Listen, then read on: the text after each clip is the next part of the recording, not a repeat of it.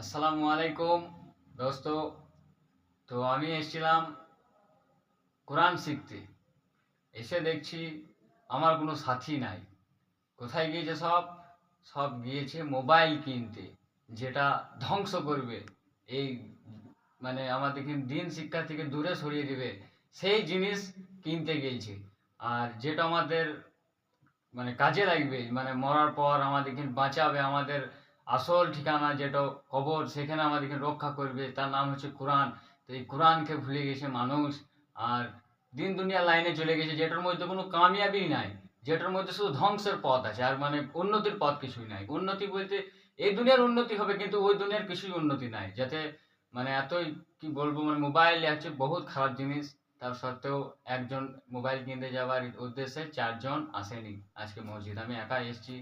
আমি অনেক আশা করে এসেছিলাম বাড়ি থেকে বেরোই, তখন কোরআন শিক্ষার জন্য আমি বেরিয়েছিলাম। তো ওই বেরোনোর সময় ফেরেশতারা কি করে, নিজের পাংখাকে পায়ের তলে রেখে দেয়।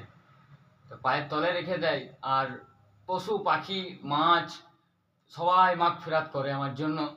সবাই। তা ওই সময় যদি মরে যাওয়া হয়, তো ও তো অনেক নসিব ওই সব মরার। তা এইগুলো বাদ দিয়ে মানুষ কি করছে, দুনিয়াতে মানুষ ব্যস্ত হয়ে গেছে, আখেরাতের কথা ভুলে গেছে। আমাদের জীবনটা ঠিক রেল স্টেশনের মতন। রেল স্টেশনে কি, ওই রেল স্টেশনে ট্রেন আসার আগে ঝালমুড়ি চটপটি বিক্রি করে খায় মানুষ। খেতে খেতে যখনই ট্রেন চলে আসে, তখনই সব কিন্তু ফেলিয়ে দেয়, যে ট্রেনে চেপে যায়, যাতে আমার ট্রেনটা মিস যেন না হয়।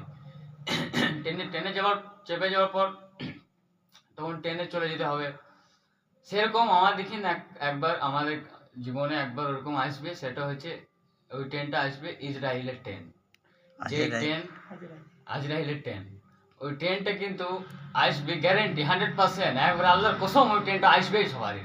তো ওই ট্রেনের যখন চলে আসবে প করে সাউন্ড, সব ছেড়ে কিন্তু চলে যেতে হবে। Money bag, Aadhaar card, voter card, PAN card, লাখো লাখো টাকা, মোবাইল, বাড়ি গাড়ি, বউ ছেলে পিলে, সমস্ত সোনার 5টা আঙুলে আংটি, সোনার চেন, বুট জুতো জামা সব পড়ে থেকে যাবে। শুধু তুমি চলে যাবে ওইখানে। যে কি বলবে, কি বলবে তুমি ওইখানে, যে কি করেছো এই দুনিয়াতে, কি করেছো?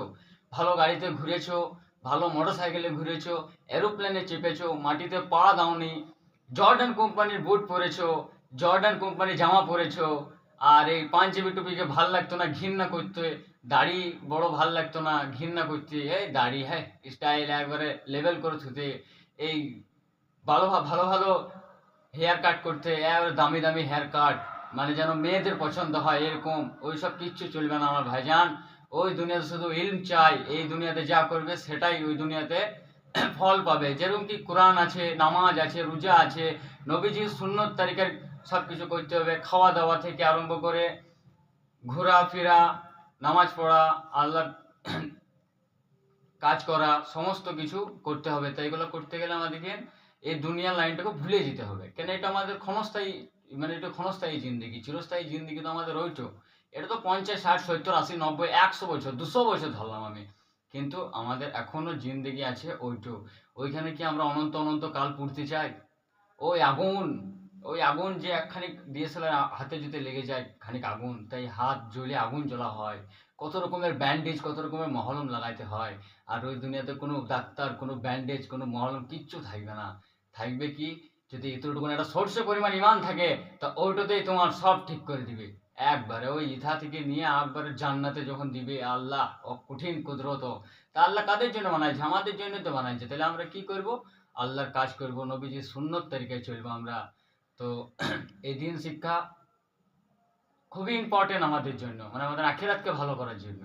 তো আখিরাত ভালো করতে গেলে আমাদের কি করতে হবে? নামাজ, রোজা, জাকাত, সব কিছু, মানুষের সাথে ভালো ব্যবহার, সব কিছু আমাদেরকে মেনে চলতে হবে।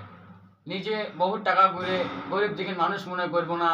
তারপরে সবারই সামনে সবাইকে অপমান করবো, এরকম কোনো কথা নয়। সবাইকে ভালোভাবে ভালোভাবে থাকতে হবে, মিলেমিশে থাকতে হবে। কোরআন শিখবো, আর আমরা সবাই কোরআন শিখবো ইনশাল্লাহ। আর সব কিছু শুদ্ধভাবে শিখবো, নামাজ, রোজা, তারপরে দোয়া, সব কিছু আমরা শুদ্ধভাবে শিখবো ইনশাল্লাহ। তো আমরা এইসব পথ, এই সময়টাকে অন্য কোথাও নষ্ট না করে মল্লিক পাড়ার মসজিদে এসে দেব এই সময়টা। তার কারণ কোরআন শিখবো আমরা, আরও মাসলা মাসাইল শিখবো আমরা, কোরআন শিখবো। কোরআন ঠিক হলে আমাদের নামাজ ঠিক হবে, আর নামাজ ঠিক হলে আমাদের আখেরাত ঠিক হবে। তো আমি সকল আমাদের গ্রামের যুবক ভাইদেরকে বলছি, এইসব পর সবাই এসে আমরা কোরআন শিখবো। তাতে আমাদের কি হবে, গ্রামের গৌরব হবে, গ্রামের আমাদের গৌরব হবে।